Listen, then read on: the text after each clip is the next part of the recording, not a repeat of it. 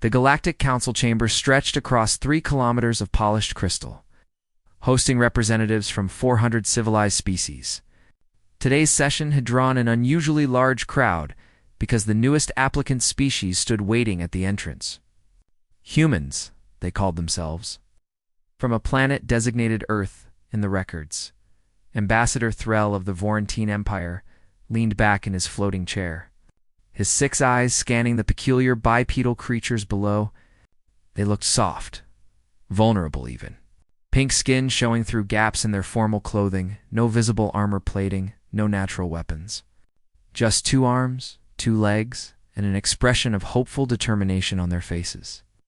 "Another herbivore species," muttered Council Member Zixtar, her translator device rendering the clicks and whistles into standard galactic.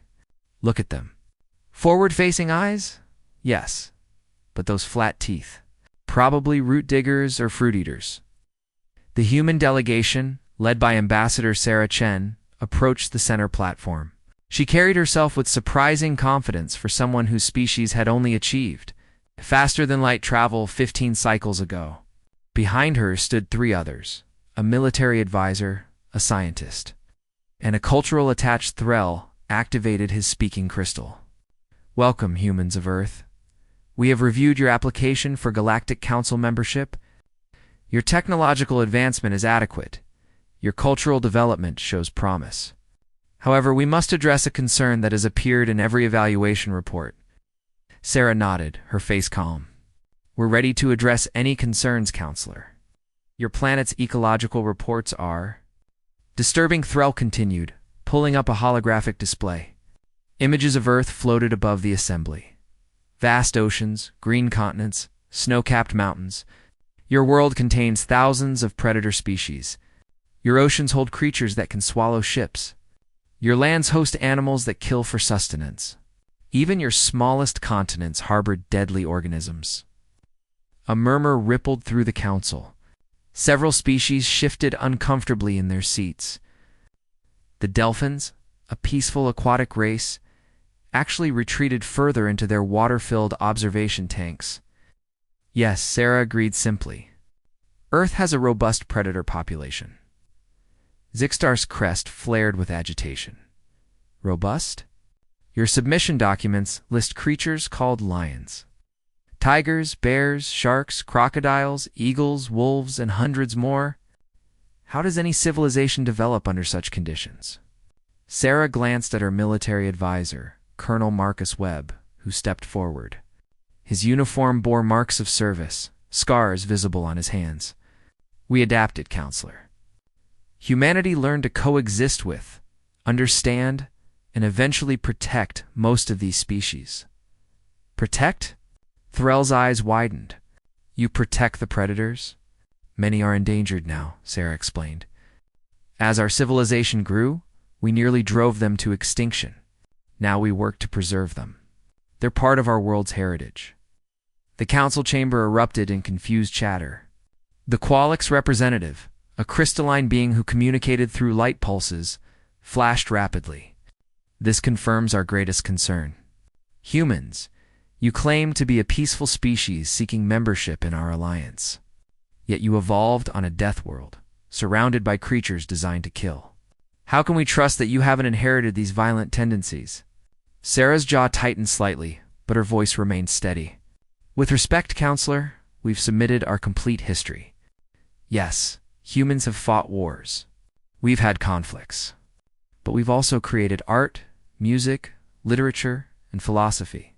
We've reached for the stars not to conquer, but to explore, to learn, to connect with others." "Pretty words," Threll said, not unkindly. "But words are easy. The concern remains, what predatory instincts lurk in your species' nature? You mentioned wolves. Our xenobiologists tell us these are pack hunters, yes? Creatures that coordinate kills, that pursue prey until exhaustion." "That's correct," Marcus confirmed. "And you lived alongside such beasts? Competed with them for resources?" Actually, Dr. Lisa Park, the human scientist, spoke up, adjusting her glasses. "We did more than that. Archaeological evidence suggests humans and wolves formed partnerships over 30,000 years ago. We domesticated them. They became our companions. We call them dogs now. Silence fell across the chamber. Finally, Zixstar spoke, her voice barely a whisper through the translator. You befriended predators, made them part of your families. They helped us hunt, guarded our homes, and became our friends, Lisa continued. Today, humans keep hundreds of millions of dogs as pets. They live in our houses, sleep in our beds, play with our children. The council members exchanged glances of disbelief. The hive mind of Sector 7, speaking through its drone representative, buzzed out a question. What of the other predators? Did you domesticate all of them? Sarah shook her head. No, many remained wild. We learned to respect their space, to understand their behavior, to avoid conflicts when possible. And when conflict was unavoidable, Thrall pressed. A long pause. Marcus finally answered. Then we survived, Counselor. We're good at surviving. The temperature in the chamber seemed to drop. Something in the human's tone, calm and matter-of-fact, sent an instinctive chill through many present. These soft-looking creatures suddenly seemed less vulnerable. Thrall cleared his throat. Let us be direct, Ambassador Chen. The Council's primary concern is this. If humans evolved as prey animals on a predator-filled world, how did you survive? What defense mechanisms did you develop? What weapons does your biology provide? Sarah looked at her team, then back at the Council. Counselor, I think there's been a fundamental misunderstanding about Earth's ecology and humanity's place in it. Explain. You assumed humans were prey animals? You looked at our appearance and made a judgment. But counselors, humans aren't the prey species of Earth. She paused, letting the words sink in. We're the apex predator. The council chamber erupted in chaos. Shouts, whistles, flashing lights, and electromagnetic pulses of disbelief filled the air. Thrall pounded a speaking crystal, demanding order. Possible. Zixstar shrieked. You have no claws, no fangs, no venom, no armor. What predator evolves without weapons? Marcus stepped forward again, his voice cutting through the noise. We have weapons, Counselor.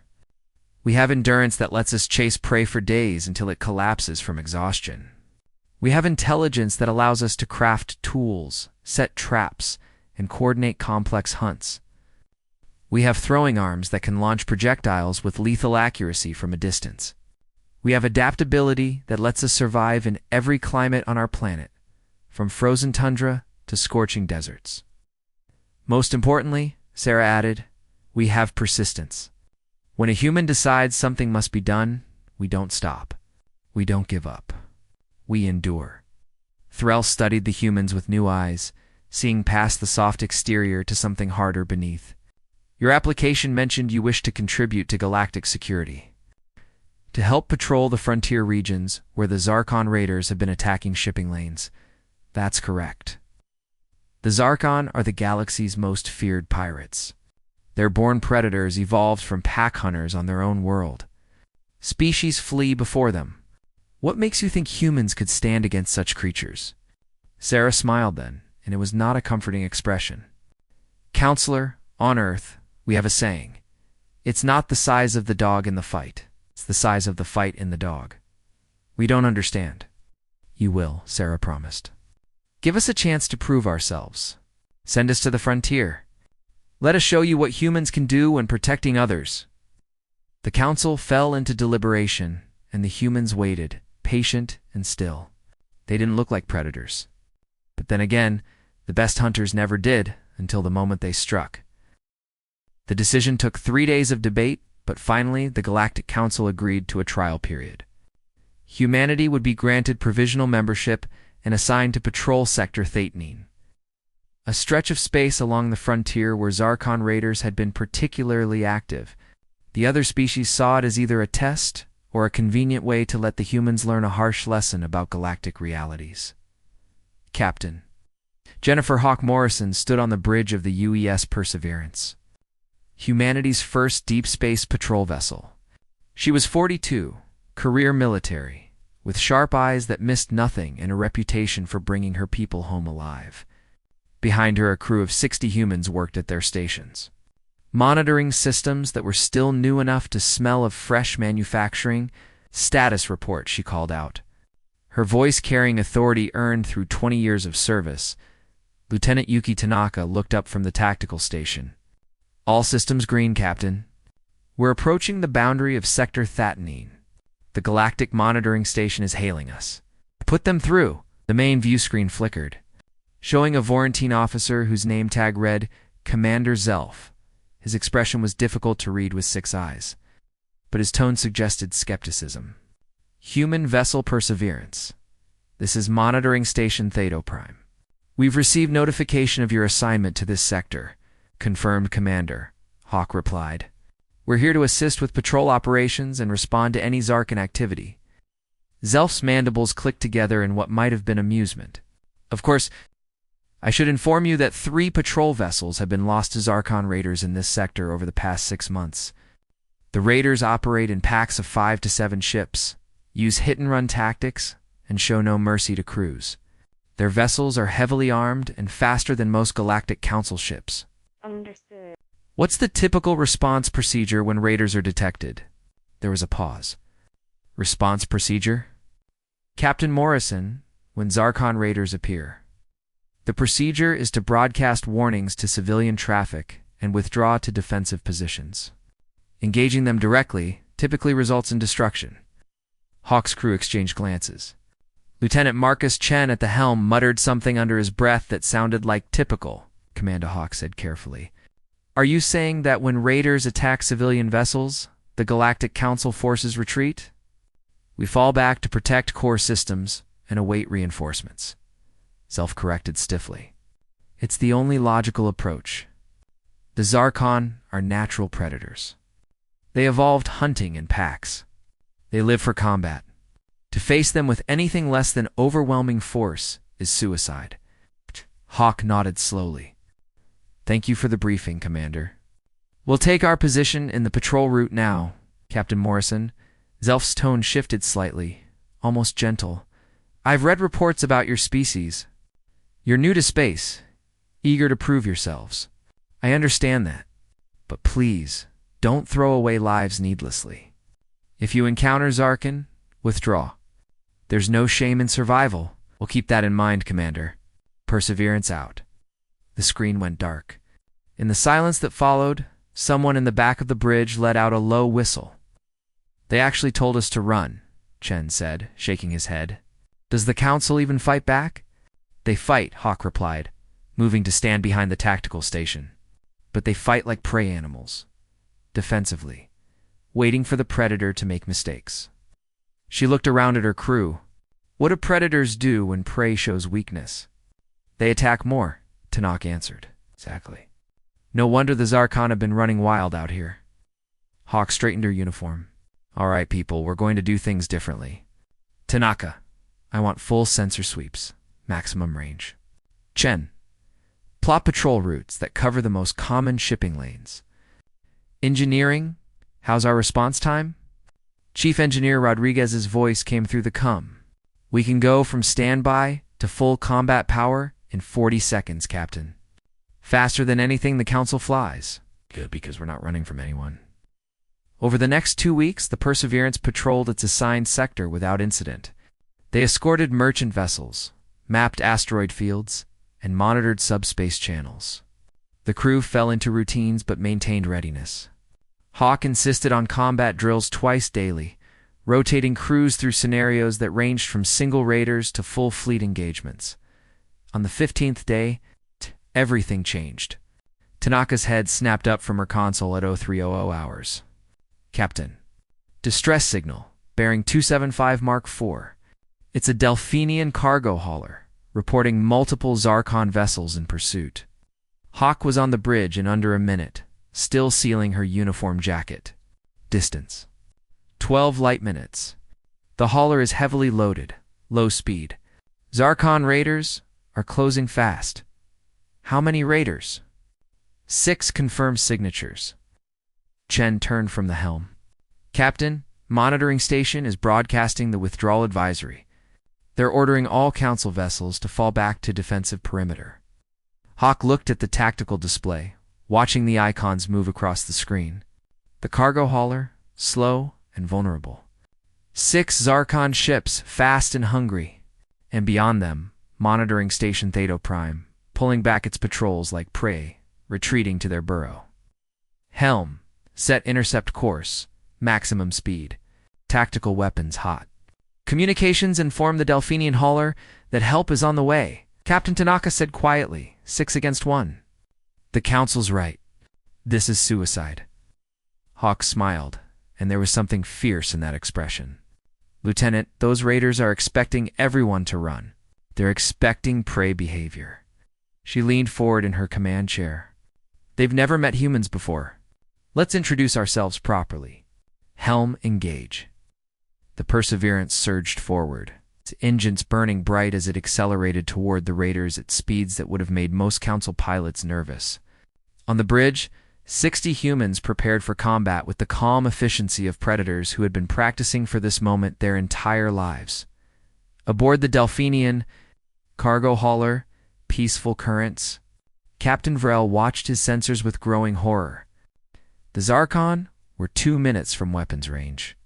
His crew of 25 families, mostly younglings, huddled in the cargo sections, praying to their water gods. The monitoring station had ordered everyone to retreat, but his vessel was too slow, too heavy. They would never make it. Then a new contact appeared on his sensors. Small, fast, moving toward the Zarkon at incredible speed. This is U.S. Perseverance to Peaceful Currents, a human voice said over the com. We're inbound to assist. Maintain current heading and speed. We'll handle the raiders. Rel's fins trembled. Human vessel. There are 6 Zircon warships. You must retreat while you can. Save yourselves. It's negative Peaceful Currents. Nobody touches our convoy on our watch. Perseverance out. The human ship streaked past the cargo hauler, positioning itself directly between the Delphinians and the Zarkon pack. Varel watched his sensors, unable to look away, unable to believe what he was seeing. The humans weren't running. They weren't retreating to call for backup. They were charging straight at 6 Zarkon raiders like it was the most natural thing in the world. By the deep waters, Vrel whispered. What are these humans? On the Perseverance bridge, Hawk studied the tactical display with cold calculation. Tanaka, what do we know about Zarkon pack tactics? They spread out in a loose formation, attack from multiple angles simultaneously. Standard predator pack behavior. They try to overwhelm the target's defenses. They hunt like wolves. Hawk's smile widened. But we learned from wolves. Chen, when I give the order, I want you to execute attack pattern Morrison 3. Engineering, prepare for rapid maneuvering. The Zarkon vessels spread out, exactly as predicted. Their hulls were decorated with kill markings, trophies from hundreds of successful raids. Their crews howled, battle cries over open channels, expecting the human vessel to break and run like all the others. Instead, the Perseverance accelerated directly toward them. And for the first time in their predatory careers, the Zarkon felt something unfamiliar crawl up their spines. Something ancient. Something that whispered warnings their instincts couldn't quite interpret. They were about to learn what it meant to be prey. The lead Zarkon vessel, the Bloodfang, broadcast on all channels. Its commander, war leader Krax, had personally overseen 73 successful raids. His voice came through as a series of snarls and growls that the translators rendered into galactic standard. Weak meat that runs toward death. Your vessel is small. Your crew unknown? You have no chance. Surrender your ship, and we will kill you quickly. Resist, and we will take our time. On the Perseverance bridge, Hawk listened with an expression of perfect calm. When Krax finished his threat, she pressed the communications button herself. Zarkon vessels, this is Captain Jennifer Morrison of the United Earth ship Perseverance. You are in violation of Galactic Council law. Power down your weapons and prepare to be escorted to the nearest Council facility for processing. The Zarkon response was laughter. Harsh, barking sounds that echoed across the channel. The prey animal makes demands. Krax howled. Pack. Hear this. The soft thing threatens us. This one will be fun to break. Hawk muted the channel. Tanaka, target acquisition. All 6 vessels locked. Weapons solutions calculated. Chen, status on Morrison 3. Ready on your mark, Captain? Hawk settled back in her command chair, watching the tactical display as the Zarkon vessels spread into their attack formation. They were moving exactly as their profile suggested they would. Pack tactics, designed to overwhelm and confuse. Against most Council ships, it would work perfectly. Engineering, give me everything the engines have got. All crew, brace for combat maneuvers. Zarkon. Close to weapons range. 6 ships against 1. Every vessel in the pack locked targeting solutions, preparing to unleash a devastating coordinated strike that had destroyed dozens of ships before. Krax felt the familiar thrill of the hunt, the moment before the kill. Fire. He commanded. 6 ships opened fire simultaneously. Energy beams and plasma bolts streaked across space toward the single human vessel. It should have been obliterated, torn apart by the overwhelming firepower instead. The Perseverance moved. Chen's hands flew across the helm controls, executing a maneuver that would have been impossible for any Council pilot. The ship twisted, rolled, and dove in a direction that seemed to defy physics.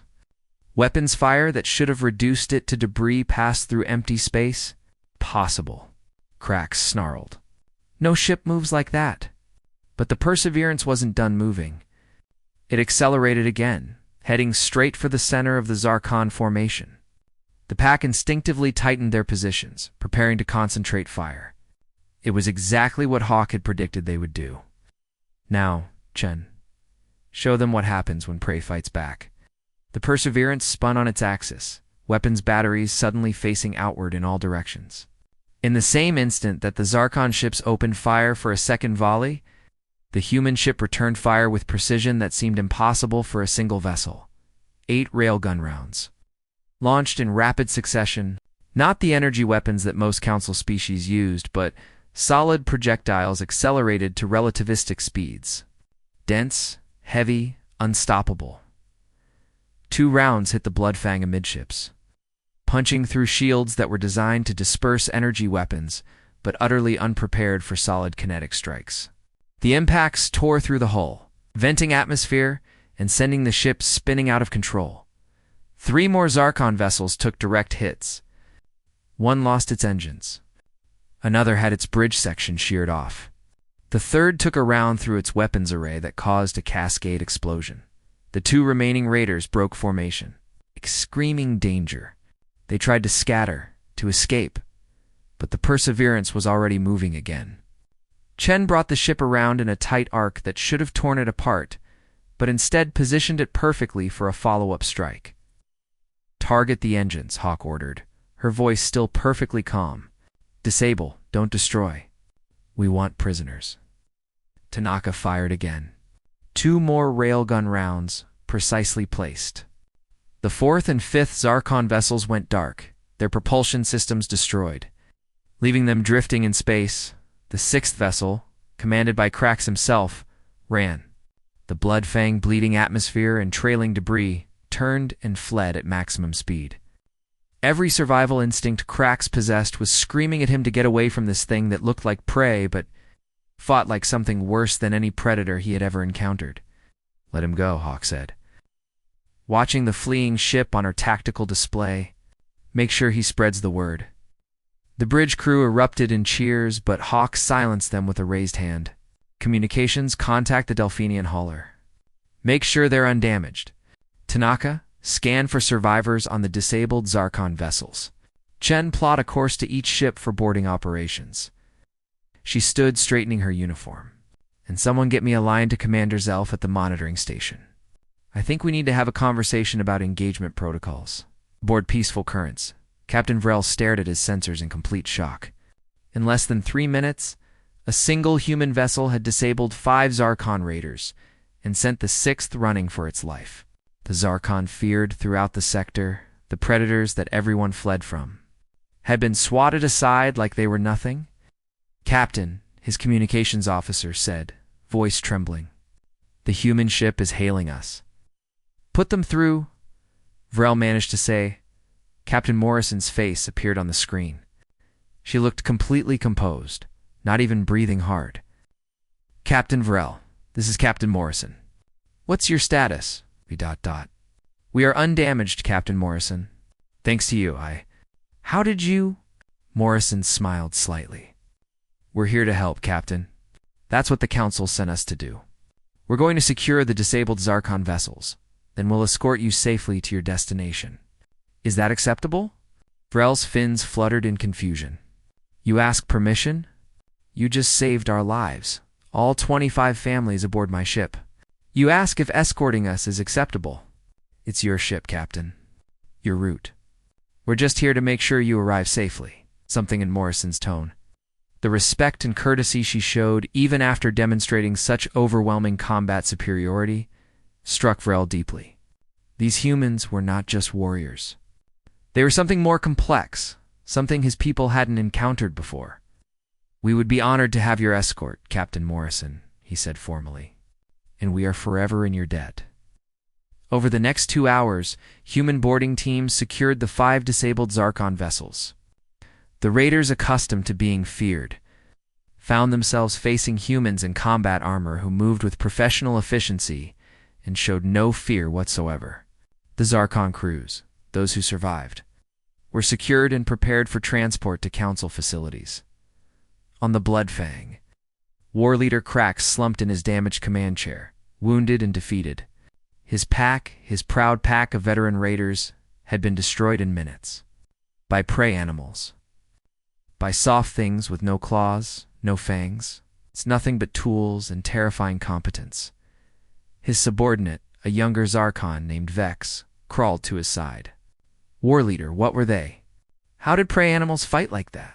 Krax's eyes, multiple orbs designed for tracking prey in darkness, stared at nothing. They weren't prey, Vex. We were. We've been hunting in these sectors for years, thinking ourselves the apex predators. He laughed, a bitter sound. We were wrong. So wrong? What do? We run. We warn the other packs. And we never enter human space again. At monitoring station Theto Prime, Commander Zelf watched the battle recordings for the 5th time. Around him, other Council officers did the same, their expressions ranging from shock to awe to fear. The humans had done what was supposed to be impossible. They had faced Zarkon raiders without overwhelming numbers, and won decisively. Replayed the section where they execute that turning maneuver, Zelf ordered. The tactical officer complied. Once again, they watched the Perseverance twist through space in ways that should have pulled it apart. Commander, our engineers say that maneuver should generate forces that would kill any crew. Yet the humans executed it perfectly. It must have internal dampening systems far beyond our technology. Another officer suggested, but Zelf wasn't so sure. He had read the human files carefully. He remembered their claims about endurance, about persistence, about adapting to harsh conditions, or, he said slowly, they're simply tougher than we assumed. Their bodies can withstand forces that would kill us. The communications station chirped. Commander, Captain Morrison is requesting to speak with you. Zelf composed himself. Put her through. Morrison appeared on the screen, standing on her bridge. Behind her, the crew worked efficiently, clearly preparing for the next phase of operations. Commander Zelf, we've secured 5 Zarkon vessels and their crews. We're requesting coordinates for the nearest detention facility. Captain Morrison, your report, please. What happened out there? Morrison's expression remained professional. We received a distress call from a civilian vessel under attack. We responded and neutralized the threat. Standard patrol operations, Commander. Standard. Zelf's mandibles clicked in disbelief. Captain, you engaged 6 Zarkon raiders and disabled 5 of them in under 3 minutes. No Council vessel has ever achieved such a result. Morrison tilted her head slightly. Then perhaps Council vessels need better training, Commander. Or better tactics. The Zarkon use pack hunting strategies that are effective against prey behavior. When faced with a predator response, their tactics fell apart. There was that word again. Predator. Zelf had thought it was human arrogance during their Council presentation. Now he understood it was simple truth. Asterisk news of the Perseverance's engagement. Spread through the frontier sectors faster than light travel could carry it. The Bloodfang limped back to Zarkon's space. And War Leader cracks his tale of the human ship that fought like a nightmare spread among the raider packs. Within days, Zarkon activity in Sector That-9 dropped to nearly nothing. The Predators had learned there was something more dangerous hunting in their territory. But the story resonated differently among the Galactic Council species. Captain Vrel of the Peaceful Currents submitted a detailed report praising the human response and recommending immediate full membership for Earth. His testimony, backed by sensor logs showing the entire engagement, created waves across council space. Ambassador Threll found himself in an uncomfortable position 3 weeks after the Perseverance incident. The council chamber was packed again, but this time the atmosphere was charged with tension rather than curiosity. Representatives from a dozen species that regularly suffered Zarkon raids were demanding answers. The humans destroyed 5 Zarkon vessels in under 3 minutes. Ambassador Krill of the Delphinian Commonwealth stated, her translator rendering her watery speech into clear galactic standard. In 3 minutes they accomplished what our combined forces have failed to do in years. I move that we immediately grant Earth's full membership and request additional human patrol vessels. Threll shifted in his floating chair. Ambassador Krill, I understand your gratitude to the humans. They performed admirably in that engagement. However, we must consider the broader implications of accepting a predator species into our alliance. Broader implications? Krill's tone turned sharp. What implications are more important than the safety of our civilians? The Delphinian Commonwealth has lost 17 cargo vessels to Zarkon raiders in the past year alone. Hundreds of my people, including younglings, killed. And now you speak of implications? Councilmember Zixstar spoke up, her crest lowered in a gesture of concern. We must ask ourselves what kind of species can be so comfortable with violence. The humans didn't just drive off the Zarkon. They hunted them. They disabled their ships with precision strikes. That level of combat proficiency is deeply troubling. To you, perhaps, a new voice spoke. It was Councillor Vexner of the Montine people, species from the Outer Rim that had suffered extensively from pirate raids. But to those of us who have watched our people die, while council vessels retreated to defensive positions, the humans are exactly what we need. The debate raged for hours. Finally, Threll called for a recess. As the various delegates filed out to discuss positions, he noticed Ambassador Sarah Chen waiting near one of the viewing galleries. She approached with the same calm demeanor she had shown during Earth's initial application. Ambassador Chen, I suspect you've been listening to the proceedings. The gallery is open to all applicant species, Sarah replied neutrally. I wanted to understand the Council's concerns. Threll studied her for a long moment. May I ask you a question, Ambassador? Off the record. Of course. Are we right to be afraid of your species? Sarah didn't answer immediately. She walked to the viewing port that looked out over the Council station and the stars beyond. Counselor, can I tell you about an animal from Earth? We call it the Wolverine. Threll moved to stand beside her. I'm listening. The Wolverine is small compared to many predators on Earth. An adult weighs maybe 15 to 20 kilograms. But pound for pound, it's one of the most ferocious creatures on our planet. Wolverines have been documented driving bears and mountain lions away from kills. They're known for taking on prey much larger than themselves. They never back down, never surrender, and never stop fighting. Why are you telling me this? Sarah turned to face him directly. Because when you asked humans how we survived on a world full of predators, we gave you diplomatic answers about adaptation and tool use. But the real answer? We survive because we're like Wolverines. We're not the biggest, not the strongest, not the fastest, but we're relentless. We don't know how to give up. And when something threatens what we're protecting, we fight with everything we have. Threll felt a chill run through his body. That's what concerns us, Ambassador. I know. But here's what you need to understand.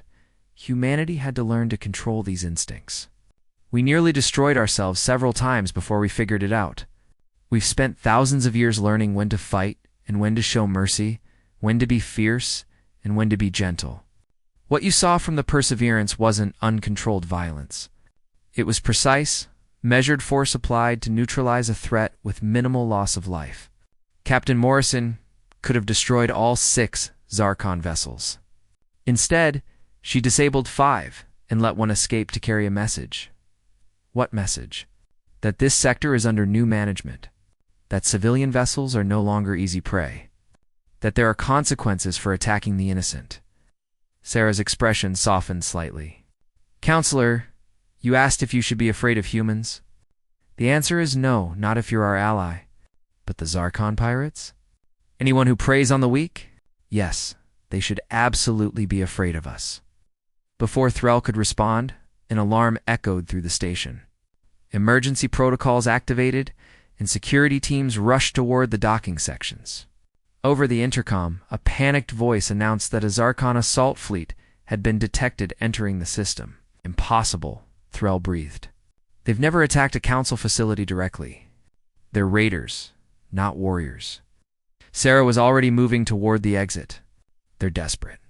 The Perseverance has disrupted their operations. They're coming here to make a statement, to show they're still feared. She tapped her communicator. Chen 2, Perseverance, come in. Captain Morrison's voice came through clearly. Reading you, Ambassador.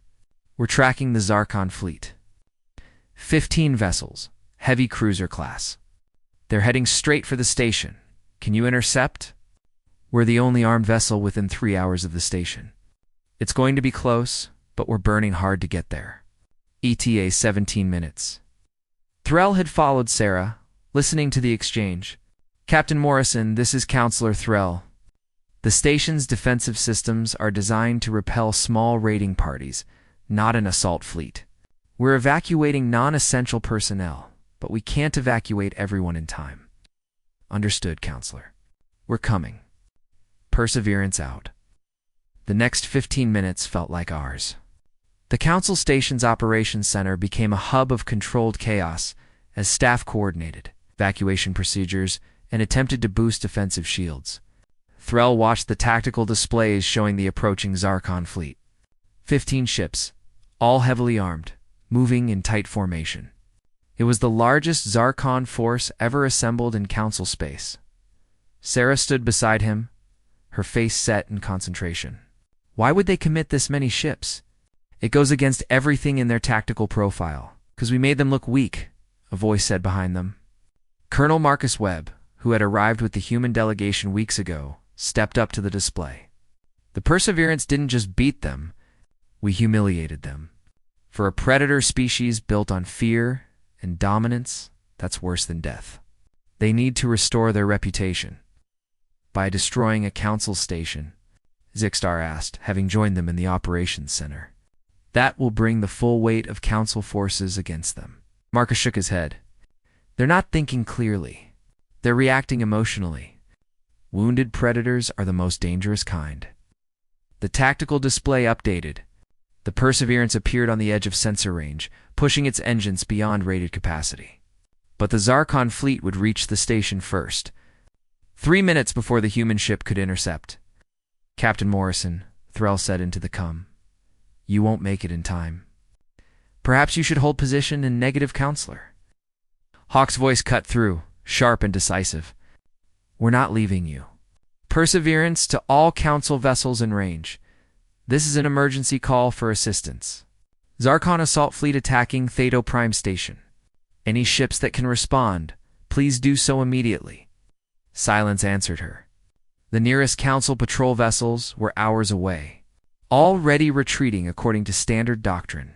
Looks like we're on our own, Hawk said. And there was something in her voice that made everyone in the operations center stop and listen. Counselor Threll, I need you to do something for me. What do you need, Captain? I need you to trust us. The Perseverance is 1 ship against 15. By every tactical analysis, we can't win. But humans didn't become apex predators by following logical tactical analysis. We won because we fight when logic says to run. We endure when others quit, and we protect our pack with everything we have. Sarah closed her eyes, understanding what Hawk was about to do. Captain, please tell me you're not planning what I think you're planning? Ambassador, The station has 6,000 people aboard. Different species, different worlds, but they're all under our protection now. That's what we signed up for." There was a pause.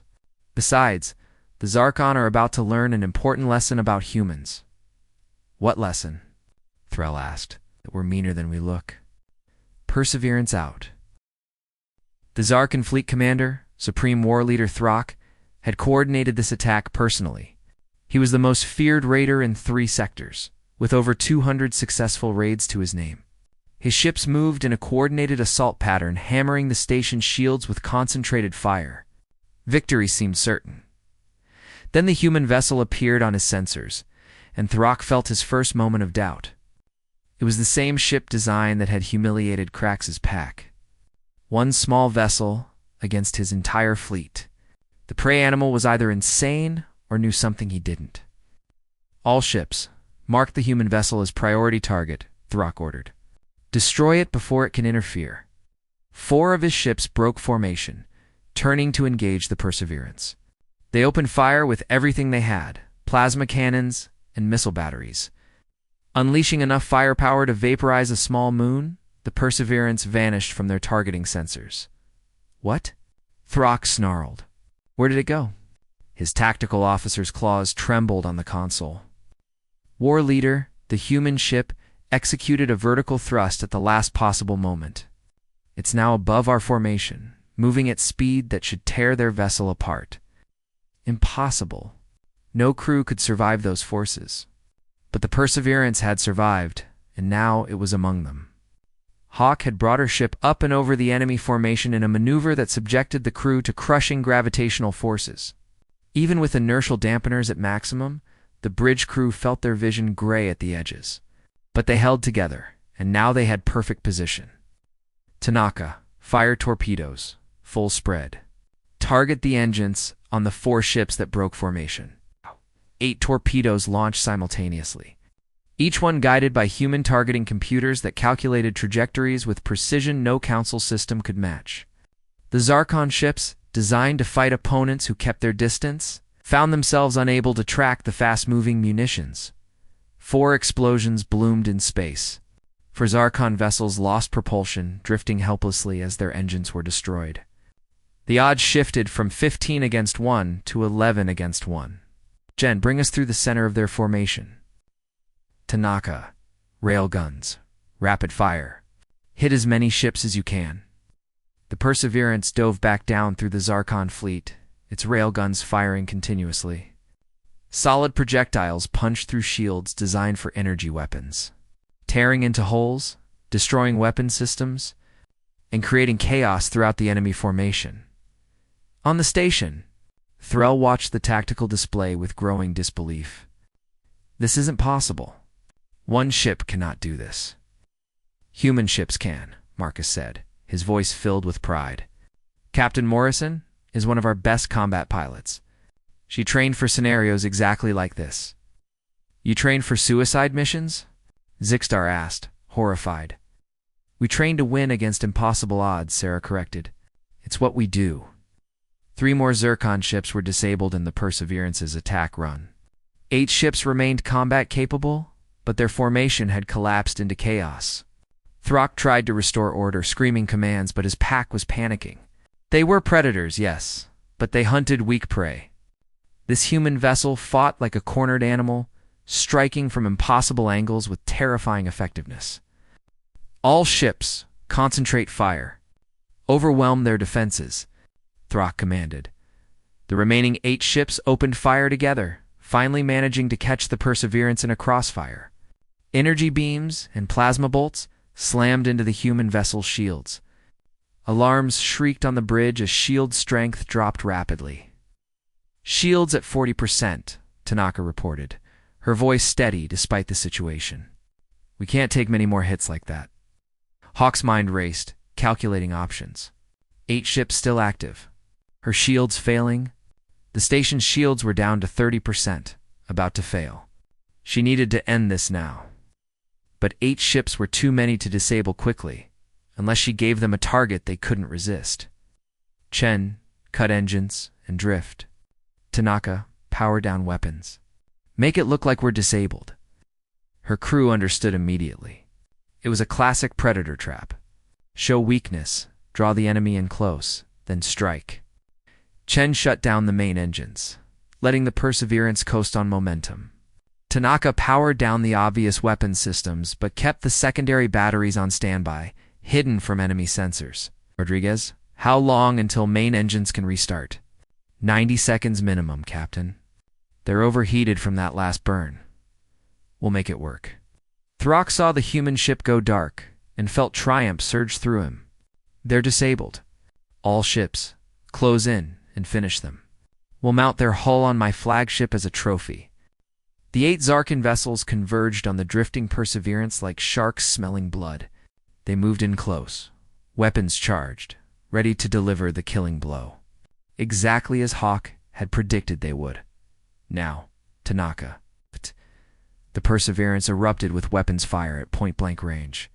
Railguns that had been powered down suddenly came online, firing at targets less than 500 meters away.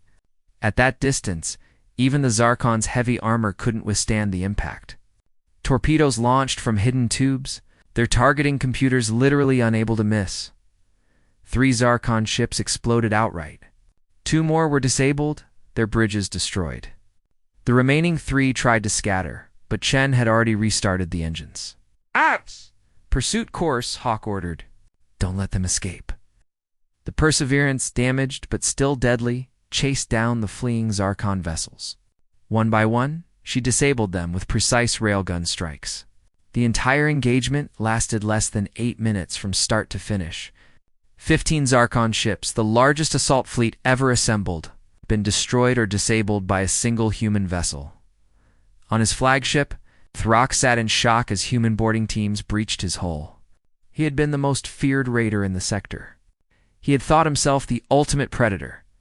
But the humans had treated his entire fleet like prey, hurting them, trapping them, destroying them with terrifying efficiency. The boarding team reached his bridge. Humans in combat armor, moving with military precision. Their leader, a human female with cold eyes, approached Throck's command chair. Supreme War Leader Throck, she said, her translator rendering her words into his language. You are under arrest for piracy, assault, and murder. You and your crews will be transported to council custody for trial. Throck looked at her, this small, soft creature who had just defeated his entire fleet. What are you? He asked in standard galactic. What species can fight like this? The human woman smiled, and it was not a kind expression. We're humans. We're from Earth, and we're done watching predators like you terrorize the innocent. This sector is under new management.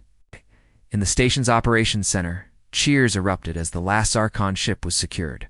Council staff members from a dozen different species celebrated together, united in relief and amazement. Sarah Chen found herself suddenly surrounded by delegates, all talking at once. How did they do it? Someone asked, where can we get ships like that? Another voice chimed in. Can Earth send more vessels to patrol other sectors? Thorell made his way through the crowd to Sarah. The Vorentine counselor's expression was complicated, mixing awe with concern with something that might have been respect. Ambassador Chen, he said formally. It appears the council owes humanity a debt of gratitude. Captain Morrison and her crew just saved 6,000 lives. They did their job, Counselor. What we promised we would do, protect those who need protection? Yes, but the way they did it. Thorell paused, choosing his words carefully. It was magnificent and terrifying in equal measure. I've never seen anything like it in 40 years of council service. Sarah looked at him directly. Counselor, you asked me earlier if you should be afraid of humans. I told you no, not if you're our ally. Do you believe me now? Thorell was quiet for a long moment, watching the tactical display where the Perseverance was now coordinating rescue operations for both station personnel and disabled Zarkon crews. Even in victory, the humans showed mercy to their defeated enemies.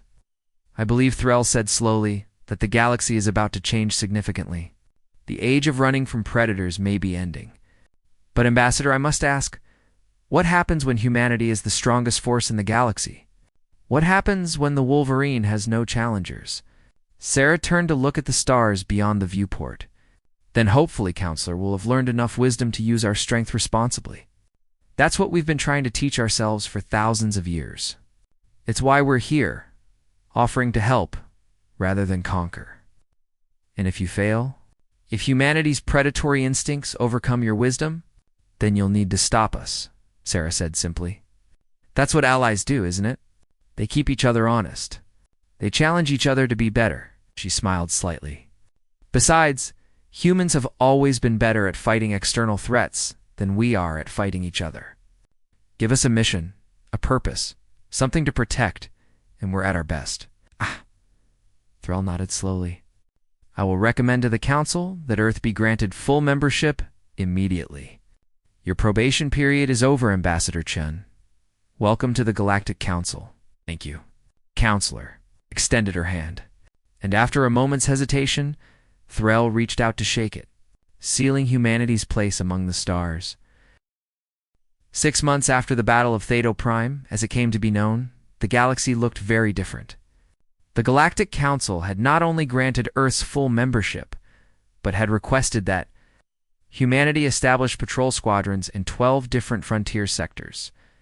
20 human vessels now protected shipping lanes that had been terrorized by pirates for decades. The results were dramatic. Zarkon raids dropped by 90%.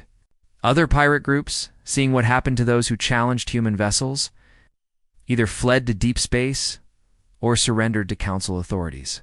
For the first time in living memory, civilian ships could traverse the frontier without fear. But this success brought new tensions. Captain Jennifer Morrison found herself at the center of one such tension as she stood in a conference room aboard the Council flagship. Facing representatives from 3 different species, Captain Morrison, Ambassador Krill of the Delphinians, began. Her watery voice gentle but firm, the Delphinian Commonwealth wishes to purchase 20 human patrol vessels. We're prepared to offer very favorable trade agreements. Before Hawk could respond, Ambassador Vrex of the Montani people spoke up. The Montini Confederation offers better terms. 30 vessels plus full technology exchange. We'll share our shield technology if Earth shares your weapons systems. The third representative, a crystalline being named Luxara, pulsed with light that translated as eager agreement.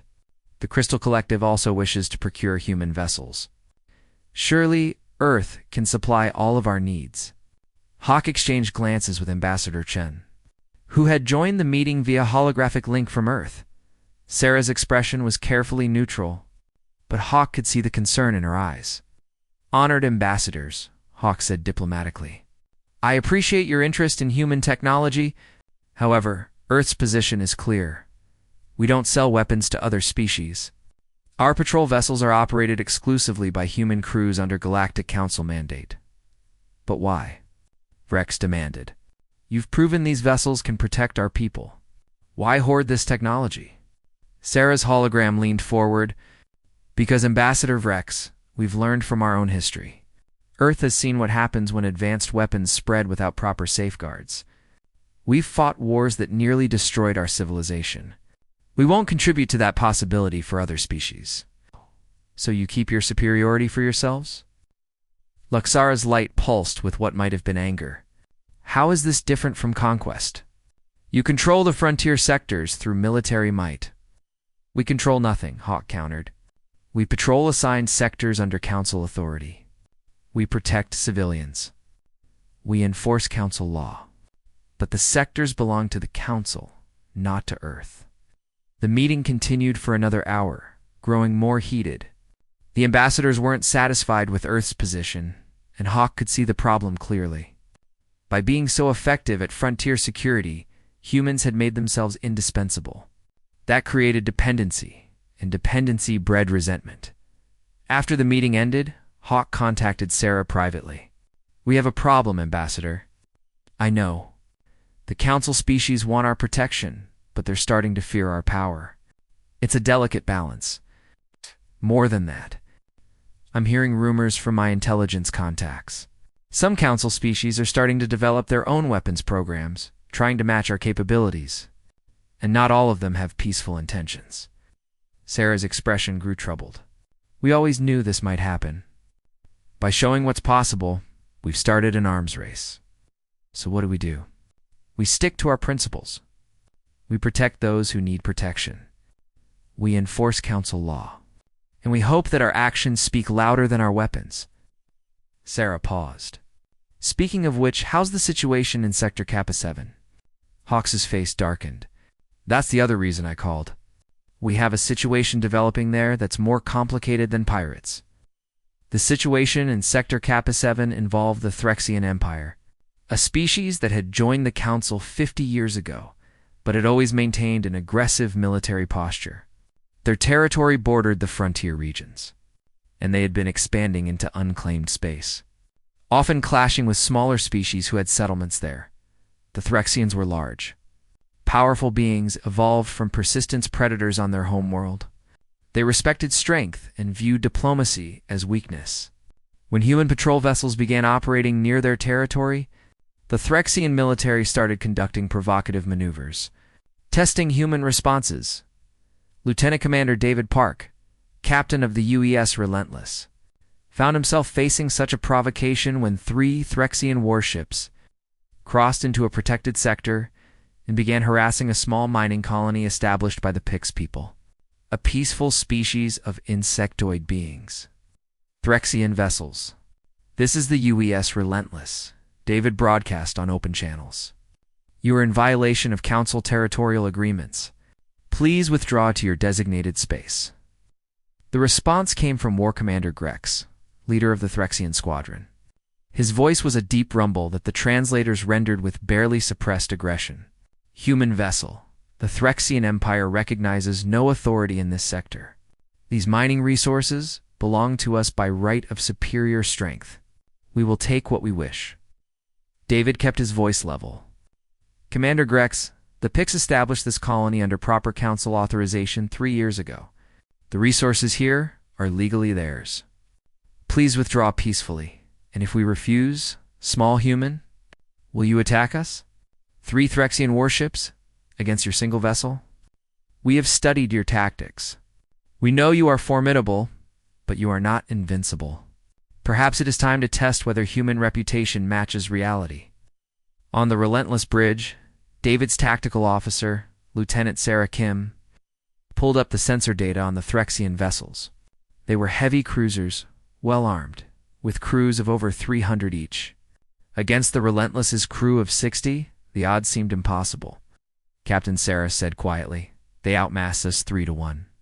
Their shields are rated 20% higher than ours.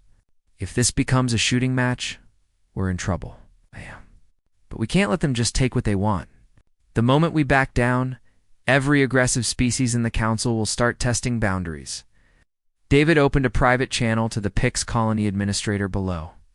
Administrator Tixic, this is Commander Park. I need you to begin evacuation procedures. Move everyone to underground shelters. Commander Park, please don't start a war over our small colony. Kuxic-esque chittering voice came through the translator, tinged with fear. We are not worth dying for. With respect, Administrator, everyone is worth protecting. That's what humans do. Just get your people safe. David switched back to the open channel. Commander Grex, I'm going to ask you one more time to withdraw. If you refuse, I will be forced to defend this colony. There was a pause, then Grex's laughter boomed through the comm. Forced? You cannot force anything, human.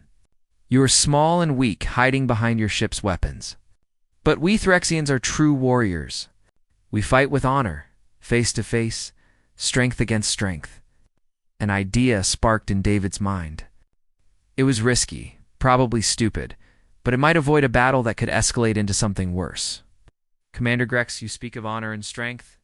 The Threxian Empire prides itself on warrior tradition, correct? Our warrior culture spans 10,000 years, Grex replied proudly. Then I propose an alternative to ship combat. Single combat. You and me, hand to hand, on the colony surface. Winner determines the outcome. If you win, we withdraw, and you take the colony. If I win, you leave this sector and never return. The bridge crew stared at their captain in shock. Sarah Kim leaned close and whispered urgently, Captain, Threxians are 3 meters tall and weigh over 200 kilograms. They're literally evolved for combat. This is suicide, maybe, David whispered back. Or maybe it's the only way to avoid a war. Over the come, Grex was silent for a long moment. You would face me in personal combat? You, who are half my size? If it prevents needless death, yes. Unless Threxian honor is only words? Another pause, longer this time. When Grex spoke again, there was something new in his voice. Respect? Perhaps? Or curiosity? Very well, human. I accept your challenge. We will meet on the planet's surface in 1 hour. Prepare yourself. As the channel closed, David's crew erupted in protests. Captain, you can't do this. There has to be another way. At least let me go instead, sir. I'm trained in hand-to-hand combat. David raised a hand for silence. Listen, all of you. Sometimes being a predator isn't about having the biggest claws or the sharpest teeth. Sometimes it's about having the courage to stand your ground when everything says you should run. He smiled slightly. Besides, I grew up with 3 older brothers. I know a few things about fighting opponents bigger than me. An hour later, David Park stood on the dusty surface of the Pix colony, watching as a Threxian shuttle landed. Commander Grex emerged, and David had to suppress a moment of doubt. The Threxian was massive, easily 3 meters tall, with 4 arms ending in clawed hands. His body was covered in thick armored plates, and his jaw featured tusks that could easily gore an opponent. Around them, both crews watched from their ships. The Pix colonists observed from shelter entrances, their compound eyes reflecting worry and hope in equal measure. Grex approached David, looking down at the human with something that might have been amusement. You are brave, human, I will grant you that. Foolish, but brave. I will make your death quick to honor your courage. David removed his jacket, standing in just his uniform shirt. He looked small and vulnerable next to the Threxian warrior. Before we start, Commander, can I ask you something? Speak. Have you ever heard of Earth's wildlife? Specifically an animal called a Wolverine? Grex's expression shifted to confusion. Wolverine? No.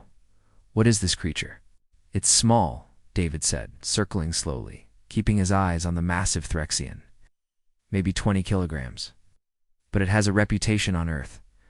Wolverines have been known to drive off bears and wolves from their kills. They fight animals 10 times their size and win. Not through size or strength, but through absolute refusal to give up. What is your point, human? My point, Commander, is that size isn't everything. Grex charged without warning, all 4 arms reaching to grab the smaller human. It was a move that had worked against countless opponents, using his superior mass to overwhelm them. David didn't try to meet the charge head-on. Instead, he dropped low and rolled to the side, his smaller size and lower center of gravity working to his advantage. Grex's momentum carried him forward, and David struck as the Threxian passed, targeting pressure points that his pre-fight research had identified in Threxian anatomy. His blows didn't have the force to break Grex's armored plates, but they didn't need to.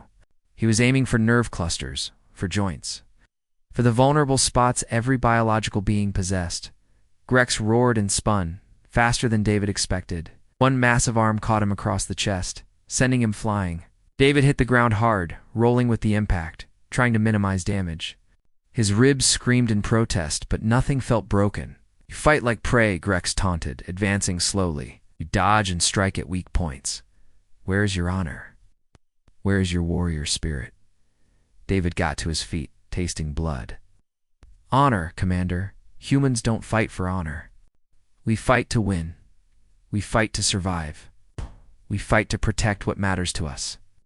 He moved in again, this time targeting Grex's legs. The Threxian might be massive, but he was top-heavy. David swept at Grex's knees, used his opponent's own mass against him. When Grex swung with his upper arms, David ducked under and struck at the Threxian's midsection. Finding gaps in the armor plating, the fight continued, brutal and exhausting. David took hit after hit, each one threatening to end the fight. His left arm was probably fractured. His face was bleeding, his vision blurred. But he kept moving, kept striking, kept refusing to stay down. On the Relentless, the crew watched in horror and pride. Sarah Kim gripped the edge of her console. He can't win. Grex is too big, too strong.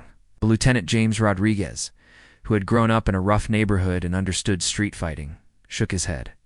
He's not trying to overpower Grex. He's trying to outlast him. Look at the Threxian's breathing. He's getting tired. All that mass requires more energy, more oxygen.